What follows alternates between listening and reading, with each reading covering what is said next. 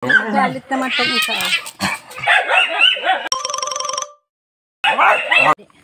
Nanay mo yun, nanay mo yun. Hindi pwede. Hindi pwede. Kulong muna kita. Kasi nanay mo ang ikukulong ko. Hindi pwede. Hindi pwede. Shiran, kulong ka muna. Nanay mo sana ikukulong ko. Kaya lang hindi ko mahuli-huli ko. Kaya ikaw muna. Diyan ka muna. Opo. Diyan ka muna ha. Pag nahuli ko si Kiat-Kiat, siya ikukulong ko dyan. Kasi nanay mo yun eh. Labas na. Ikulong ko na yung nanay mo. Sige na. Lang yan.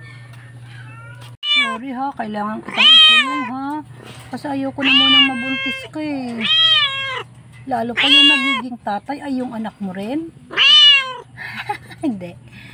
Diba, ayoko na muna magbuntis pa kasi dami kong aalagaan. Hindi na kaya ni mami na mag-alaga ng marami-rami pang pusa.